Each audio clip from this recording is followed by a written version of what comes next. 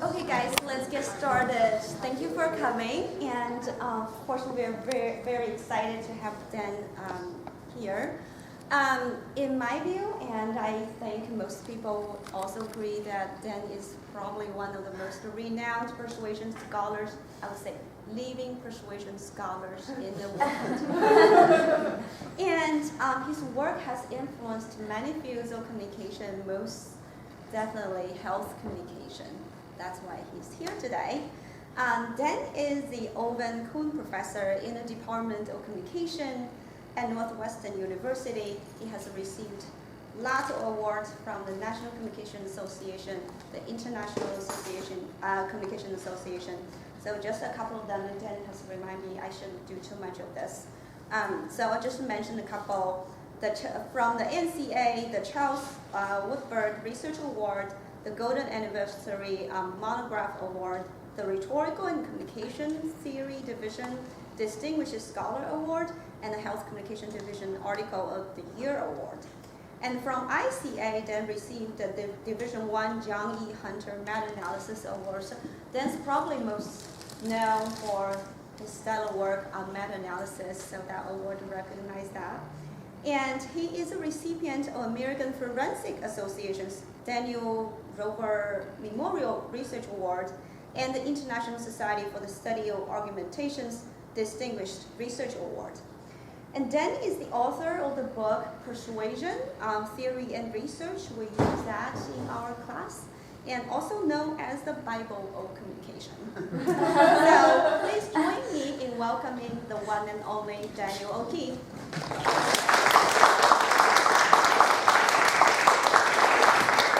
Thanks so much. Great pleasure and an honor to be with you. I want to talk with you today about relative message persuasiveness. I have only recently come to a realization that spurred this on. There are lots of people who are interested in persuasion research, especially exclusively in health contexts. But I have come to realize that we don't really care how persuasive messages are. That we don't really care how persuasive any message is. That in fact, our interest is in relative message persuasiveness. And that if we explicitly recognize that that was our interest, we would be less likely to make various kinds of mistakes. And so I want to talk with you today about why relative message persuasiveness and knowing about it makes a difference, how to assess it, and how to pre-test for it. Beginning with why it matters, there are at least two good reasons for wanting to know something about the relative persuasiveness of messages, message kinds. One is because lots of theoretical accounts of persuasion or of states and processes that underlie persuasion give rise to hypotheses about relative message persuasiveness. So for example, a belief in a loss aversion as a psychological phenomenon can give rise to the hypothesis that in general loss-framed appeals will be more persuasive than gain-framed appeals. That's not a hypothesis about how persuasive loss-framed appeals are or how persuasive gain-framed appeals are. It's a hypothesis about their relative persuasiveness. Or think about something like elaboration likelihood model expectations about the effects of argument quality variations, where just how big the difference is between persuasiveness between strong and weak arguments is expected to vary as a consequence of other factors like the degree of recipient person involved. So one reason we're interested in thinking about relative message persuasiveness is that that's the kind of evidence that bears on the kinds of claims that issue often enough from theoretical accounts of persuasion. But there's another even more practical reason for wanting to know something about relative message persuasiveness, and that's the way in which that kind of information can inform message design decisions. If you know that messages of kind A are more persuasive than messages of kind B, either in general or under specified moderator condition about variable conditions, then you've got a good basis for how to design more effective messages in the future. So that kind of knowledge about relative persuasiveness has this obvious sort of practical value. Notice in this context how perfectly suited effect sizes are for describing the results of studies about message persuasiveness. We all know it's not just a matter of statistical significance and some binary decision about significance, but everybody's interested more in what is the effect size and what's the affiliated confidence interval. Lots of different effect size indices, all intertranslatable mathematically, but think about the simplest one, a standardized mean difference. The mean on some outcome variable in one condition minus the mean on that outcome variable in some other condition, message A versus message B on, say, post-exposure attitudes. It's a standardized difference. It's standardized by the pooled standard deviation. But it is a mean difference. It describes exactly relative persuasiveness. Which one is more persuasive, message A or message B? And it's not just what the direction of difference is, but it gives you an index of how big the difference is in persuasiveness. The standardized mean difference is a mean difference. Knowing the standardized mean difference between two messages, in a given experiment, for example, does not tell you anything about how effective either message was. It tells you what the difference in effectiveness is between the two messages. And actually, that's what we care about. I mean, imagine two studies of the same message variation, comparing a message of kind A and a message of kind B. With results here are rated on some 0 to 100 persuasiveness scale. Notice that the messages in study number 1 are way more effective than the messages in study number 2. But in both studies, message A is more persuasive than message B. And it might even be the case that the size of the difference is the same in the two studies. And since what we're interested in is the relative persuasiveness of message A, messages of kind A and messages of kind B, the effect size, as a way of describing the results, gives us exactly what we want to know, which is, as I say, about relative persuasiveness, not about the persuasiveness of any individual message. In fact, in some ways, we want to look past that. So, knowing about relative persuasiveness matters, but it's really important to realize that that is, in fact, what we are studying. It's really important to realize that what effect sizes describe is the difference in persuasiveness between message kinds. Because if you don't understand that about effect sizes, you fall into error.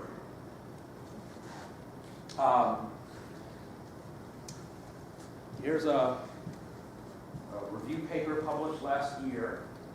They went out and looked at great sort of meta-analytic evidence about various appeal variations. These were all consumer advertising kinds of variations of interest. So a contrast between, for example, sexual and non-sexual advertising, with or without sexual content, or advertisements with or without humorous content. Advertisements that were comparative or non-comparative, for example. And with these mean effect sizes for the various kinds of message variations that they looked at. And the way they describe these results is to say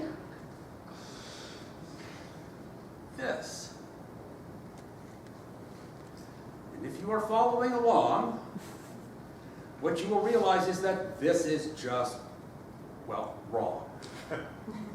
Actually, I mean, the physicist Wolfgang Pauli was once presented with some completely bad idea, and his reaction was, it's not even wrong. That's what I'm kind of tempted to say here. It's not even wrong, because it reflects such a complete misunderstanding of what the effect size numbers represent. The effect size number of 0.46, for example, for the sexual versus non-sexual appeal, describes the average size of the difference in persuasiveness between the sexual and non-sexual appeal. It doesn't say anything about how effective either of those appeals is in general. It just says something about the size of the difference between them. That difference is larger between sexual and non-sexual appeals, is larger than the difference between comparative and non-comparative appeals. But it doesn't tell you anything about how effective sexual appeals are as compared to comparative appeals. The effect sizes tell you about relative persuasiveness, not about actual, absolute persuasiveness. And so the claim that emotional appeals like sex and humor are more effective than the appeals they categorized as rational is, as I say, not even wrong. I mean, not even close to being. Not even close to being an accurate description of what these numbers represent. And notice, it's because they don't realize that what effect sizes describe is relative persuasiveness. So, sort of the thing to bear in mind here is that in this kind of message effects research, what these effect sizes describe is the difference in effectiveness between messages, which is what we want, because we're interested in relative persuasiveness. It gives us exactly what we want. We're not interested in the absolute effectiveness of any message. And effect sizes, as it happens, don't describe that. But that's the kind of error into which people can fall. Well, okay.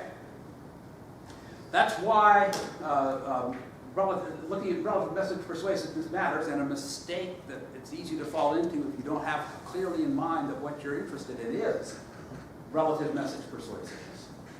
Well, okay. How to assess relative message persuasiveness? There are three overwhelmingly common outcomes that people assess when they look at persuasive effects. Attitude, intention, and behavior.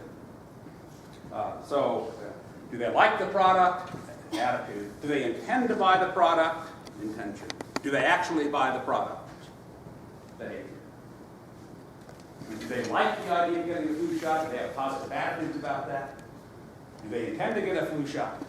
Do they actually get a flu shot? All of those as indices of persuasiveness. These three outcomes are ordinarily thought of as quite different. And with good reason, because they are different. Attitudes and intentions and behavior are just different things. And moreover, they are, shall we say, imperfectly correlated. We all know what raw material Satan's paving company uses. Good intentions. All kinds of cases in which intentions are not realized in behavior. And so now, think about, against that backdrop, think about wanting to do research synthesis, trying to collect and combine together the results of a number of different studies. Imagine where you have a number of studies of a given message variation, messages of kind A against messages of kind B, where you've got, say, 30 different studies, but in 10 of them, what they assess is attitudes. In another 10, what they assess is intention. In another 10, what they assess is behavior. And a really common kind of reaction in that kind of circumstance is to say, well, what you need to do is, since these are obviously different outcomes, you need to analyze them separately. So what's the effect on attitude, what's the effect on intention, what's the effect on behavior, because those are different kinds of outcomes. And you might expect different kinds of effects.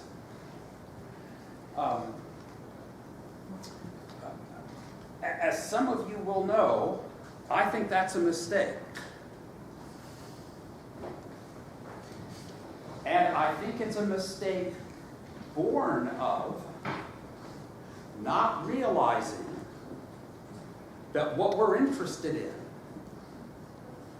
is relative persuasiveness, not absolute persuasiveness.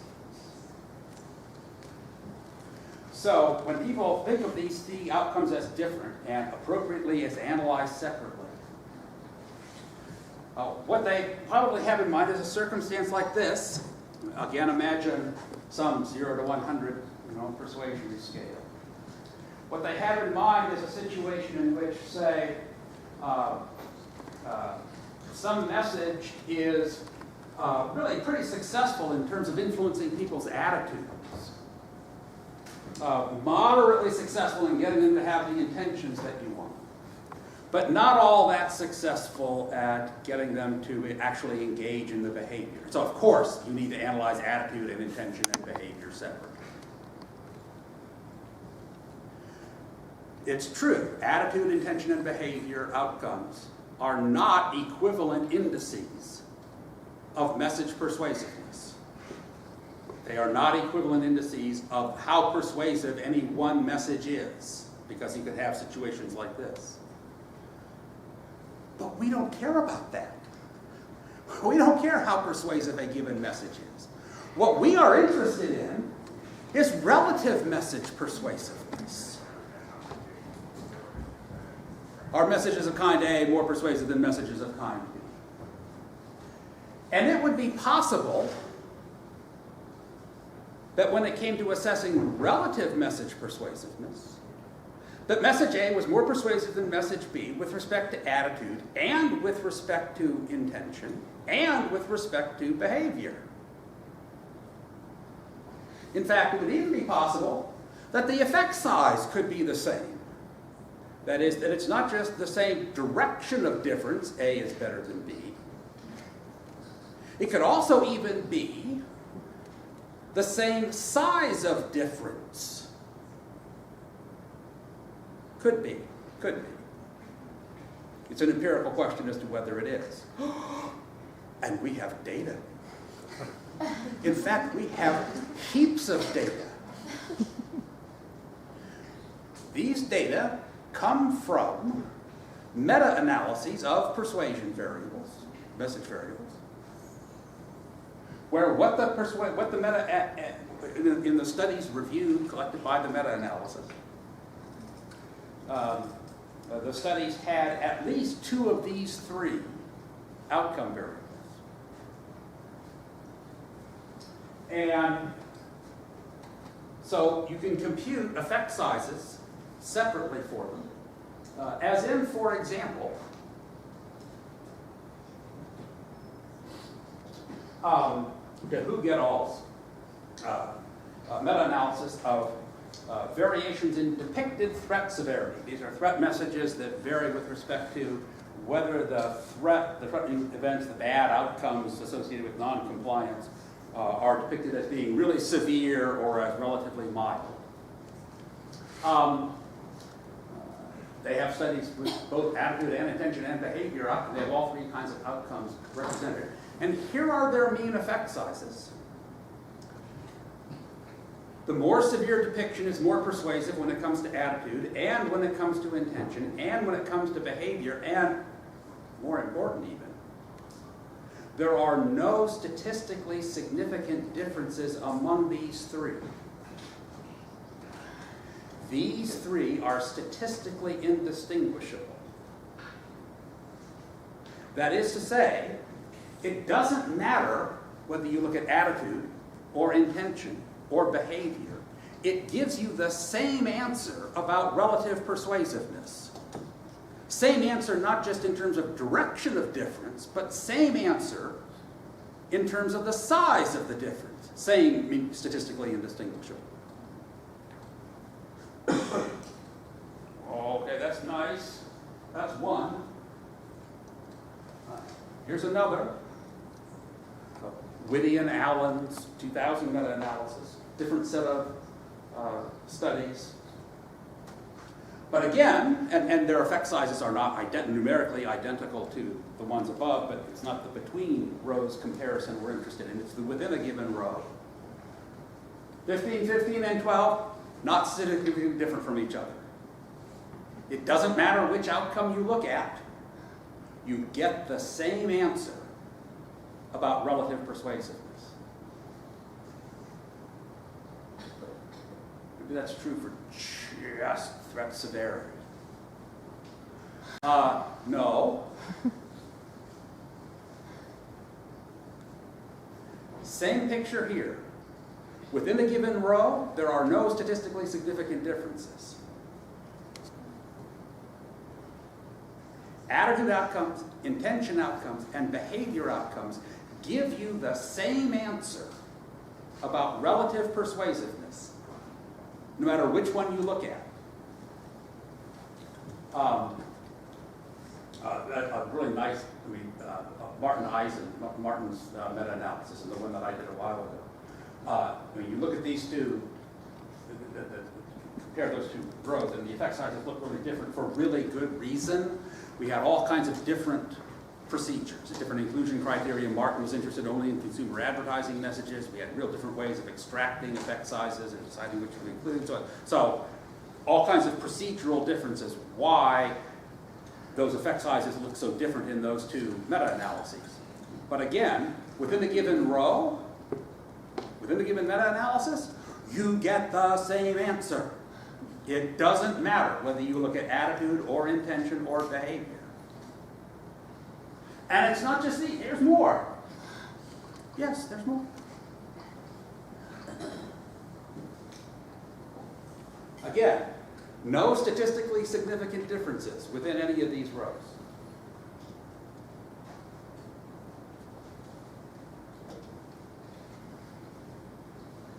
So, yes, there are these three outcomes that are commonly assessed: attitude, intention, and behavior. And yes, the natural predisposition is to think these are really different and we have to think about them separately.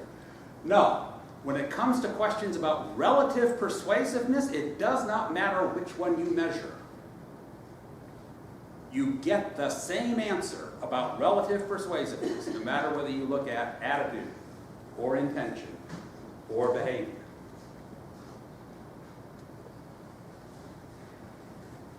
Again, not thinking about relative persuasiveness explicitly as the interest can mislead you, can lead you into error. Okay, that's how to assess it. Now, how can we tell in advance which message is going to be more persuasive?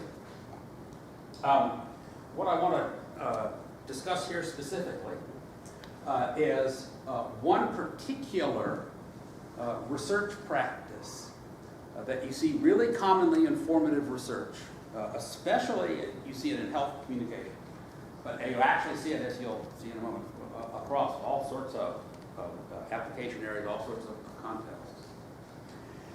And that's the pre-testing procedure of asking people, characteristically who are representatives of the target audience of interest, asking people how persuasive a given message will be, or how persuasive various messages will be. For example, you show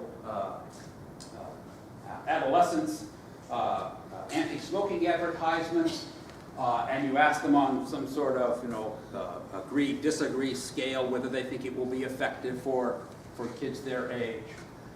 You show people messages and ask them whether those messages are convincing. You ask them whether the messages would have the intended effect. You show people messages and ask them whether it will make people more likely to engage in the advocated behavior, the behavior of interest.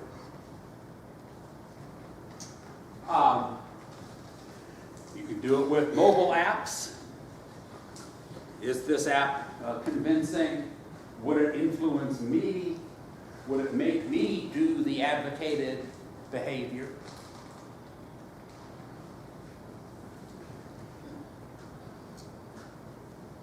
Rate this on how effective you think it is. You know, really effective, not at all effective. Or, here are a bunch of things a physician might say to try to get people to vaccinate their children. Which of these would persuade you to vaccinate your child? This one, but not that one. Oh, here are some road warning signs. How likely would you be to drive safely? How effective do you think the sign would be in encouraging other people to drive safely? How strong are these arguments? How convincing is this message?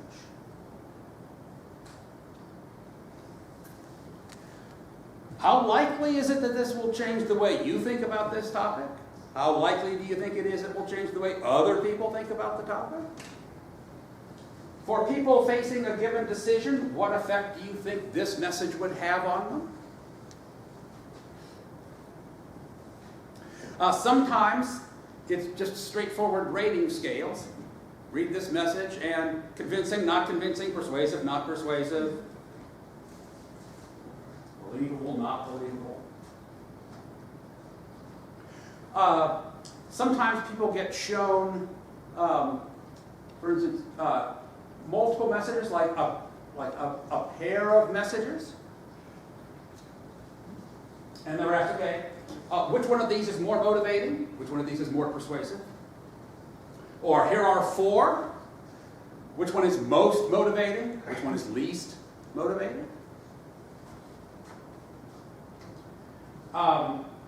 Sometimes people are given a bunch of messages and asked to rank them. Here are 14 messages. Rank these. Here's the most persuasive, next most, so on all the way down. Or here are, 5 messages. What's going to be the one that, in terms of potential to persuade young adults? Rank these. Plenty of times, it's not quantitative data. We took student smokers in focus groups. We showed them various messages, and we asked them, how effective do you think this message is going to be in producing the advocated behavior?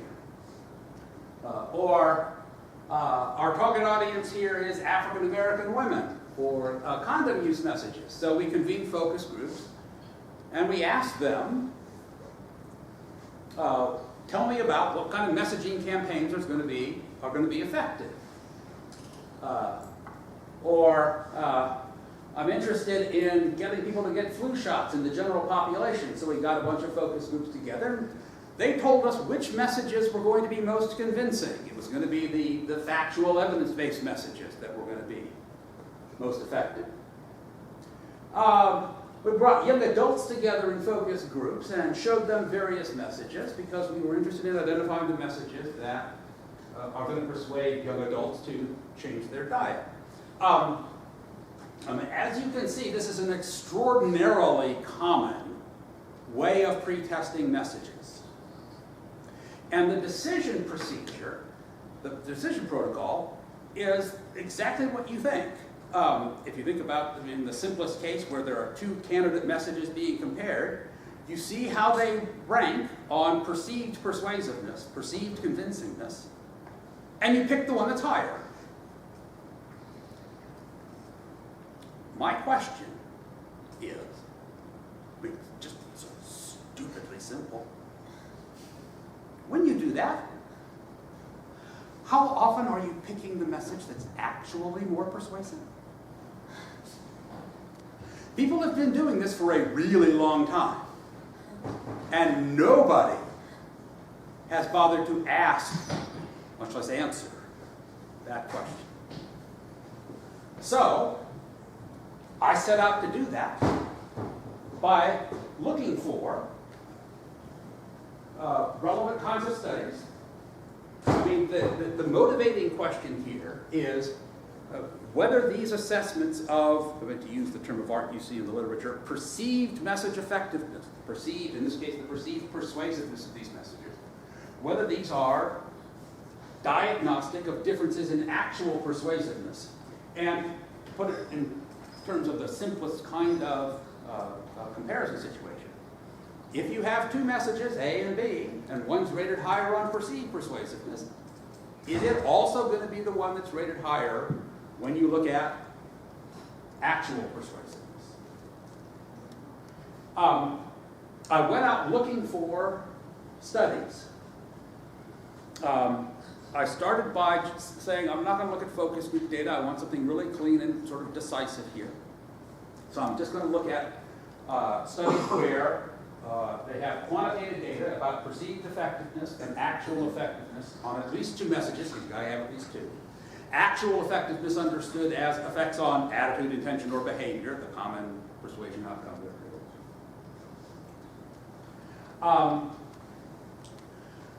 I wanted the two kinds of data to come from different groups of participants, because that's what it's like in formative research. You have one group of test participants who gives you the perceived persuasiveness ratings, and then you go and actually implement the campaign. That those pre-test participants, the ones who gave the perceived persuasiveness ratings, either had to be representatives of the target audience, the eventual audience on whom the message would be tested, or they had to be putative experts in the domain. So you ask hospital infection control experts, which of these messages are going to be most effective in getting staff to wash their hands, for example. Third, the messages had to represent plausible formative research comparisons. Functionally, what this excluded were studies in which researchers purposefully set out to create ineffective messages. Like in argument quality research and the elaboration likelihood model, where you're trying to make a low quality message that's really crummy. That's not what people do in formative research when they test. They test messages that are plausible candidates. The unit of analysis was just the message pair. From each study that I found, I extracted the relevant message pairs. And it's a simple thing. Okay, message A is rated higher on perceived persuasiveness than message B. Is message A rated higher on actual persuasiveness? Or is it message B that's rated higher on actual persuasiveness? That is, so does it give you the right answer? Or does it give you the wrong answer? I found 151 message pairs.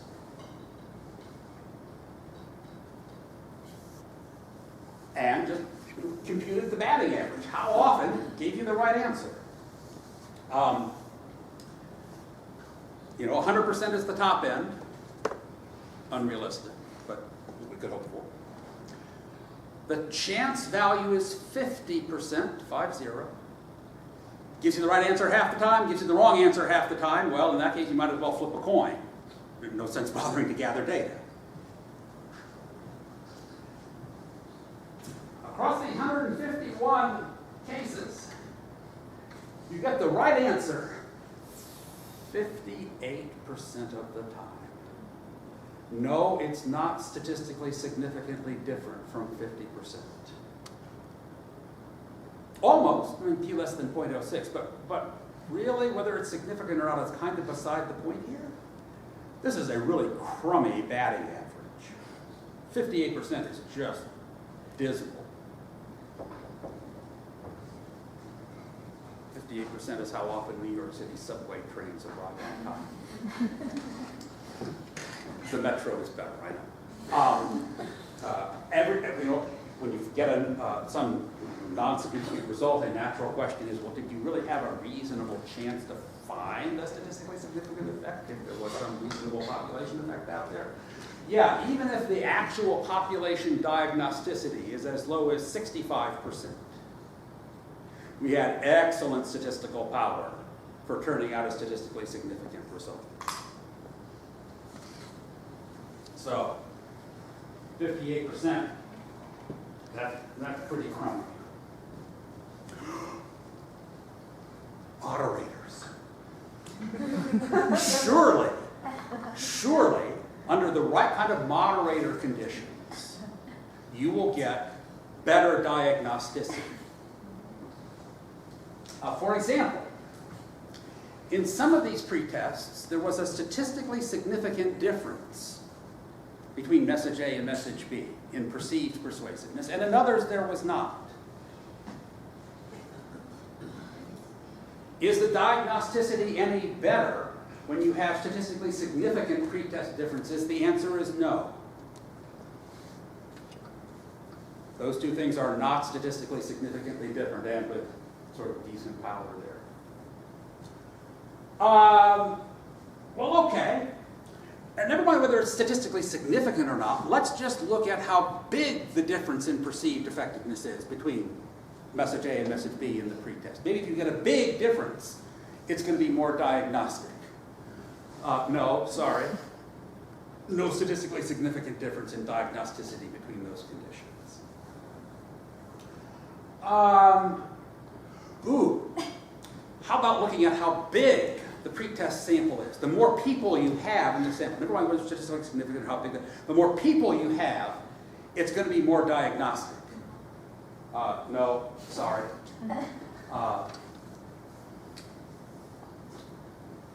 Well, all right. In most of these studies, the pretest participants are representatives of the target audience, but in some of them, they're experts.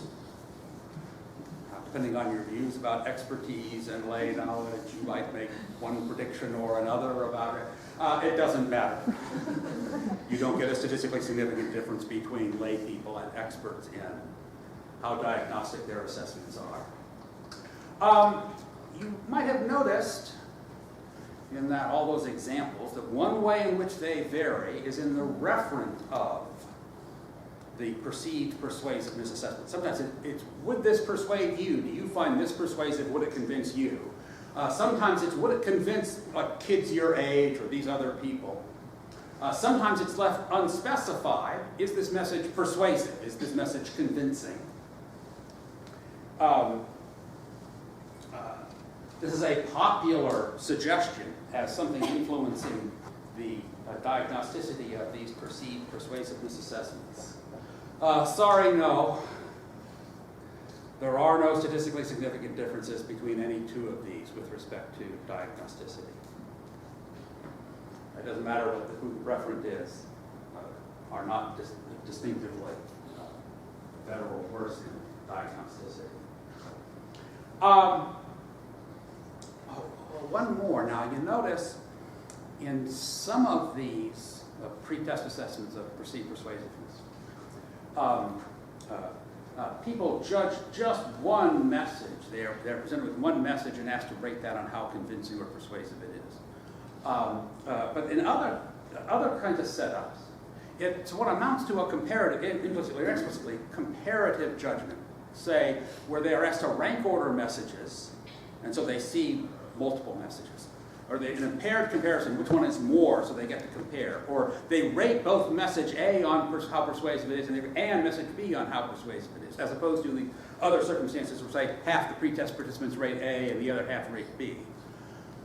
Maybe when people see both messages, what you get is a better, their perceived persuasiveness ratings will give you a better read about relative actual persuasiveness. No, sorry. That doesn't make any difference either.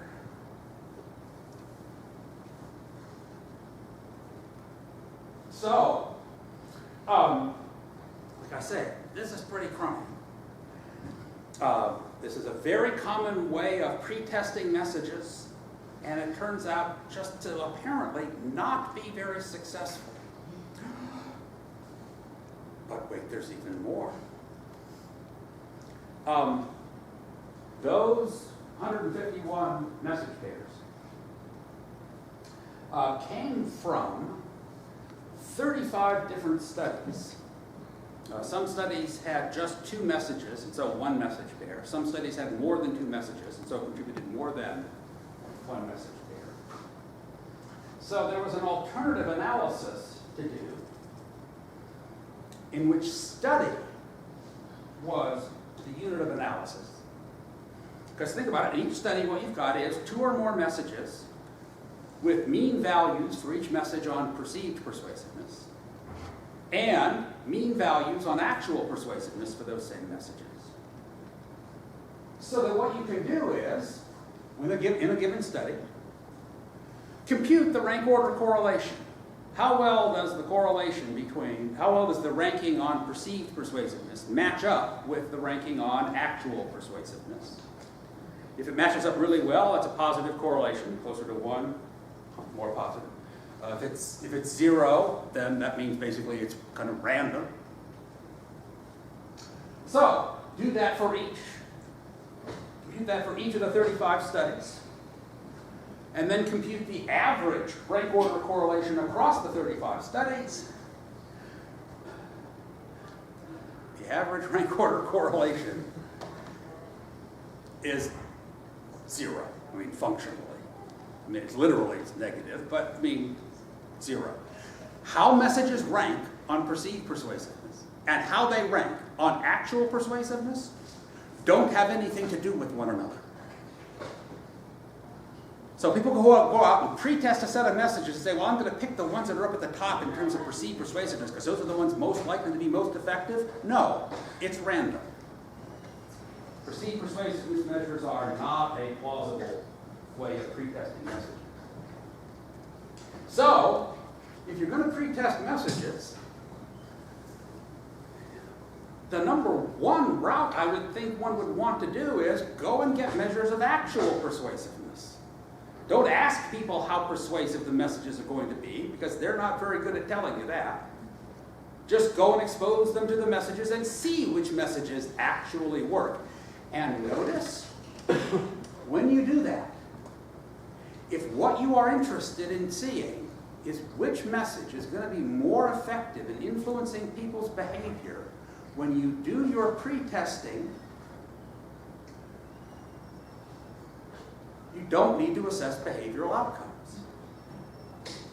You can assess intention outcomes, because relative persuasiveness, how persuasive messages are in relative terms on intention and behavior and attitude are all indistinguishable. If you want to pre-test messages about their behavioral effects, you do not need to collect behavioral outcome data.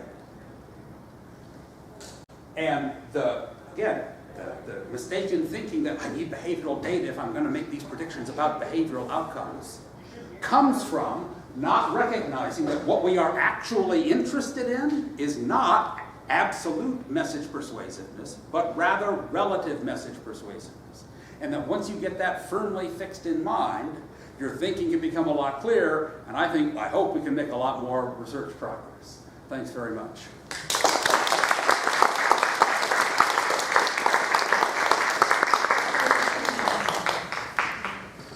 Start taking questions.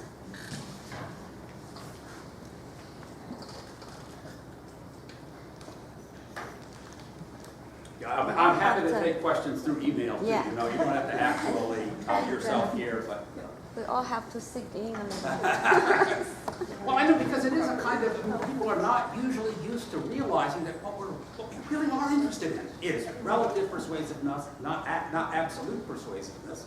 And so getting that to fully register and fully grasp that, I think, does take time. And so it's one of the reasons why this is my now current hobby horse, is because I've come to realize belatedly, after so many years, that that's in fact what we are interested in, is relative, not absolute persuasiveness. And it's okay to be interested in relative, not absolute persuasiveness, because it speaks to theoretical questions, it's great for practical message design decisions, it's a perfectly okay interest to have. But if you don't realize that in fact that's what you're doing, then you end up making error and confusion. So. Well, while these guys are thinking about it, let me just start with a general question. Do you think that absolute persuasiveness matters? And if it does, is there a way to measure absolute effectiveness or persuasiveness? I don't think we are well conceptualized there. I mean, suppose I told you, here's this 7-point intention scale for intentions to get a flu shot. And we showed people this message, and afterwards, the mean intention score was 5.85. Is that an effective message? I think when you ask that question, I think what happens in most people's minds is the natural follow-on is, well, is that an effective message? Compared to what? How about including a control variable where there's no message exposure and you just, or you pre-test attitudes and then post-test attitudes? The no message control condition gives you the answer to the question, is exposing people to this message better than doing nothing? Right, I guess that's... Well, and so compared to doing nothing, but it's a comparative judgment, compared to doing nothing. Right. I mean, because after all, it could be that in the no message control condition, the mean intention score was 6.5, and so your score of 5.87 or whatever turns out to be, let's not send people this message. It's the conclusion. So would you consider that as an absolute? I wouldn't think of that in absolute terms. The one kind of domain where I can think of something maybe in absolute terms is where you think about, and here I invite you to think about something like the global soft drink market. Soft drink market, Coke, Pepsi, right? If you're working for Pepsi and you manage to improve your global market share 0.5%, what a huge difference. Billions of dollars, right? And you can think of that as some index of absolute effectiveness, because I've boosted you by this 0.5 percentage point, and X numbers of dollars are the consequence. But, apart from those kinds of outcomes, I have a really hard time thinking about, and the fact that I have a hard time thinking about it, and I think others would have a hard time thinking about it, is yet another indication that we haven't really been interested in absolute persuasiveness. Because if we had been, we would have had all kinds of theorizing about what does it mean and how do you treat it, and is this absolute number effective or not? And I think those questions actually are probably not meaningful, so it's just as well that we don't have answers to those. Mm-hmm. But no, I don't think, my deep suspicion is it's all relative. It's all a question of how does this message compare to some alternative course of action. A no message control condition, doing nothing.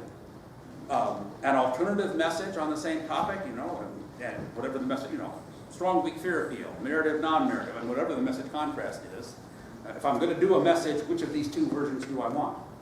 How do you, think about funders who want to know the effectiveness of it. How do you help them understand? Are they going to be interested when you're explaining the relative nature of it? Because they want the absolute, government. When they say they want the absolute, here's the sign-up rate for people. But here's the sign-up rate relative to some other condition. If they're not asking about how does this compare to other conditions, then they're not asking the right questions, obviously. I can get people to sign up for mammography or flu shot or whatever at X percentage. Well, that's nice, but what happens if I don't say anything? Or what happens if I have this alternative intervention? The question they ought to be comparative, and if they're not asking comparative questions, they're not thinking about efficient use of messaging resources. So that's part of what I would say to them is well, now, do you really care about how effective it is? We all care in some sense how effective it is in absolute terms. We'd like 100% of people to get flu shots. Great.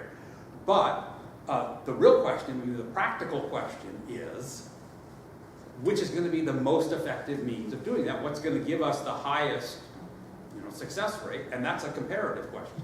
So, I would try, honestly, I'd try to push them towards thinking in those kinds of comparative terms if they're not already automatically doing that. Because that's after all, how you sell yours, right?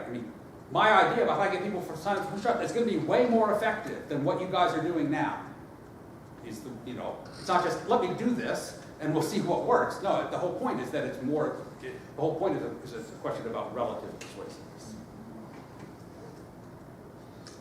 Thank you very much, Dan, for great talk, enlightening and thought-provoking as always.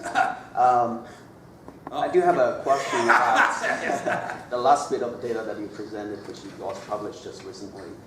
I think one thing, I may be wrong in my characterization of the practice in the field, but my observation is that people turn to perceived message effectiveness because it tends to generate more variation in message testing compared to things like attitudes, intention, and behavior. So it's a matter of convenience there.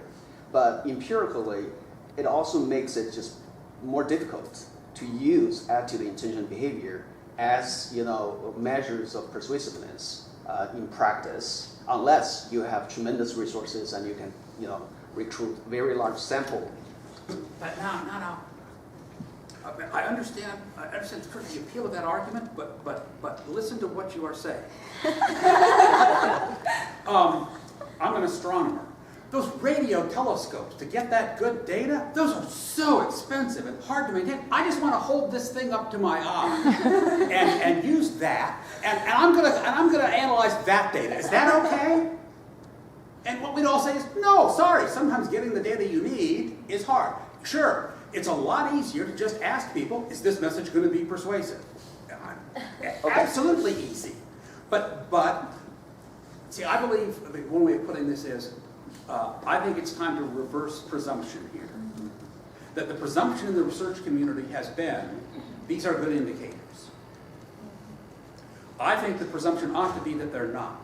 Now I say presumption, and I mean that as something that can be overturned, because actually I don't think measures of perceived persuasiveness are intrinsically defective as indicators of relative actual persuasiveness. I can imagine circumstances in which they'd be great predictors, but in terms of in the service of pointing to how we might develop better measures, how we might be more effective in use, how we might get measures that are more diagnostic. I think people have been looking in the wrong place, honestly.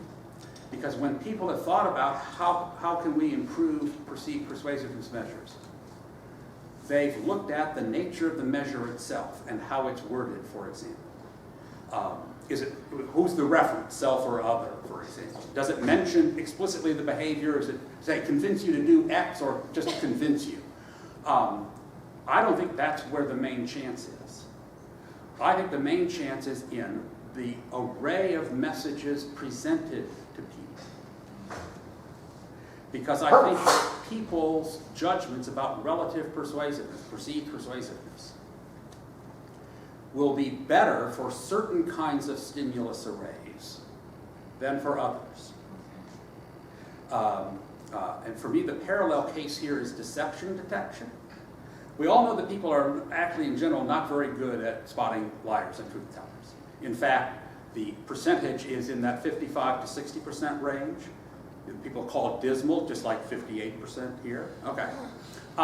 So just to concretize, imagine two assumptions, each of which is, I think, pretty close to true.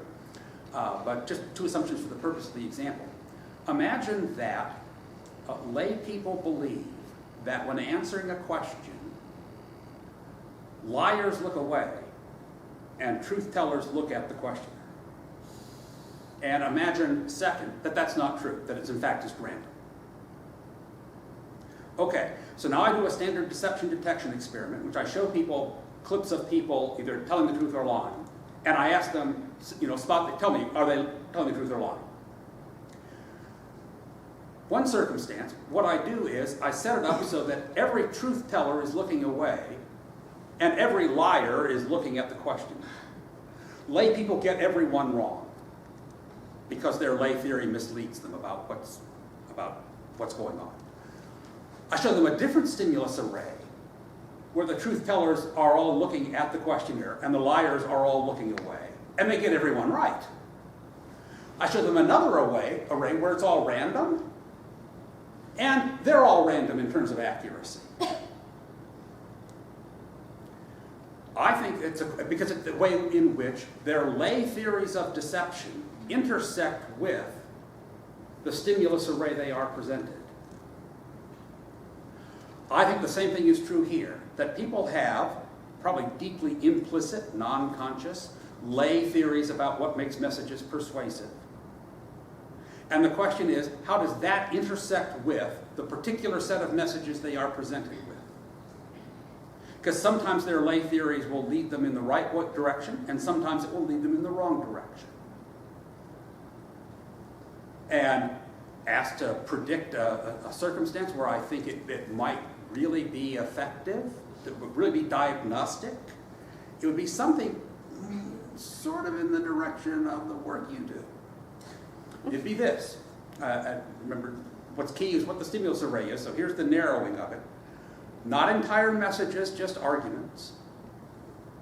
Not all kinds of arguments, but just consequence-based arguments. If you quit smoking, this thing will happen.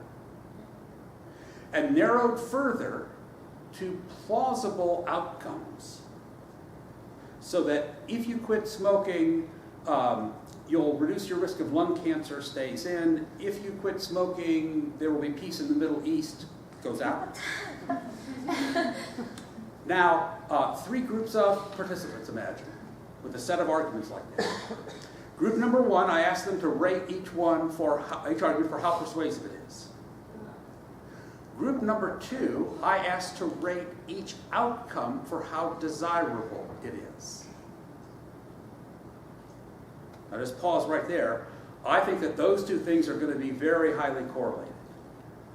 Because I think people are going to judge the relative persuasiveness of those arguments based predominantly on how desirable they think the consequence. This is a really valuable outcome, this is a less valuable outcome, and so they'll rate the one with the more valuable outcome as more persuasive. So group 1, rate how persuasive it is. Group 2, rate how desirable the outcome is. Group 3 is the actual effectiveness. We know independently from heaps of research that one key driver of the relative persuasiveness of consequence-based arguments is the desirability of the outcome. So I would expect that the most persuasive arguments would be the ones with the most desirable outcomes. And so in that case, I would expect how people rate messages on perceived persuasiveness and how the messages turn out on actual persuasiveness would actually be reasonably well correlated because they are both driven by perceptions of consequence desirability. So that in that case, lay theory leads them to the right answer. In other cases, I mean, Steve Booth Butterfield has a nice old study about occupational safety and health brochures about firefighter risks, and they show them to focus groups of firefighters. And one of them is dull, gray, bureaucratic, and the other is this high design format with lots of visual and color and stuff like that. And everybody says, oh, the color one is going to be better. And they do a randomized trial, and the color one is significantly worse. But people's lay theories about what makes things persuasive, oh, this is going to keep catchy and attract attention, or whatever. Well, their lay theory was wrong.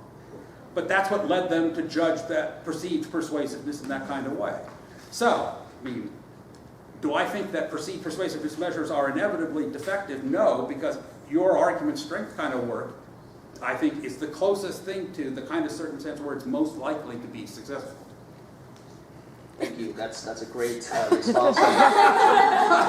Equally thought-provoking. But here's my real question. Okay. Now, given what you have just said, and I totally agree that we shouldn't be looking at the sky using a crappy telescope when we should be using high-end equipment. But the matter of fact is that many of the studies out there do use crappy telescopes. Now, this brings me to the real question. That is the data that you have summarized.